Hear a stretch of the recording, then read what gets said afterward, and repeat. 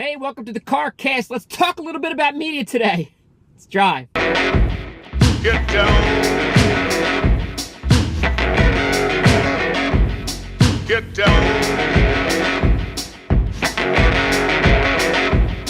Get down.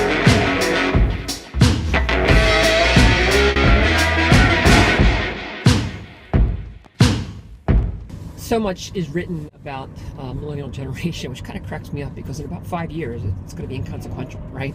We're going to be talking about Generation Z and the impact that they have on the workforce and how they want to be treated and on and on and on. Back in my, well, I don't know if I get this away. The truth of the matter is you can get things placed today in a lot of digital publications if you talk about millennials. It's a sexy topic to talk about. I can't explain why, it just is. What does that have to do with the CarCast today? Well, let's take a look at maybe one of the reasons why the generational difference between, say, your baby boomers and Gen Xers into millennials is such a big deal. I think a lot of it has to do with our media options today. You know, I'm in Gen X, and media options really didn't start to solidify until probably, if I'm thinking about it, my middle 30s, right? I'm closer to 50 than I am to 40 right now, and that's when they really started to settle in and really take root, and to a point where we had to take notice of them. But for the millennial, Gen Y, generation, whatever you want to call them, they cut their teeth on media way more than those of us in a generation before them. So I think that's what has a lot to do with this idea of the differences between generations. So what does that mean, and why are we even talking about it in the CarCast? Well, because the media options are changing so fast and furiously, and there's a huge upside potential here. But it gives a lot of leaders anxiety. Matter of fact, look, this is what I do. I talk to a lot of clients about how to harness their message to communicate more effectively and to own little slices of media that pertain to their industry and their business, which is possible. You could do that. It's a lot of work, but you can do it. But there's a lot of fear and trepidation about doing that. A lot of unknowns. And not that you have to take a bite out of the media apple.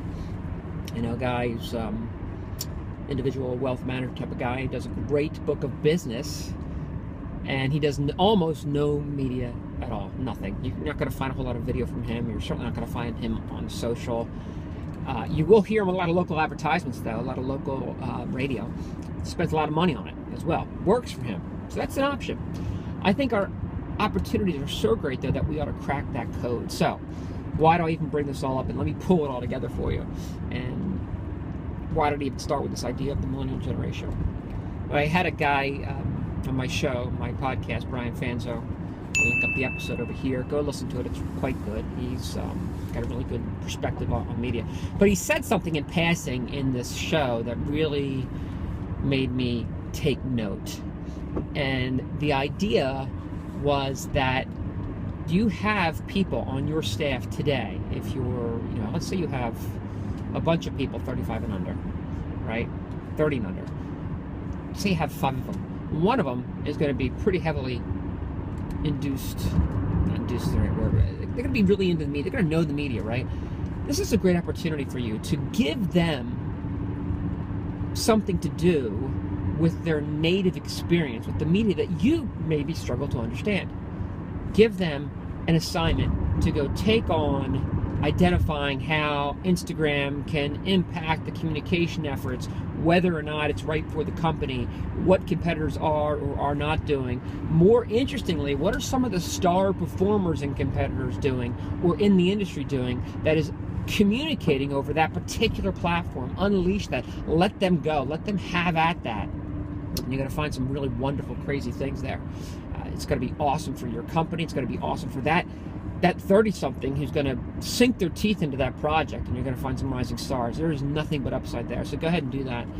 Forget about what you're reading, the generational differences, and on and on and on. Boring, not interesting. Okay, you're a leader. You got to manage those things, so manage it.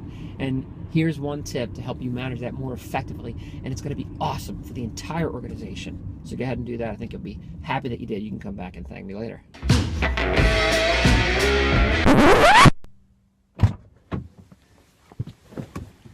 Well, you must really dig the CarCast. You made it this far. So I'll tell you what, do me a favor. Jump on over to my YouTube channel. Here's the address. And subscribe. And you know what? If you're on Facebook, share this. I'd really appreciate it. Take care. See you next time.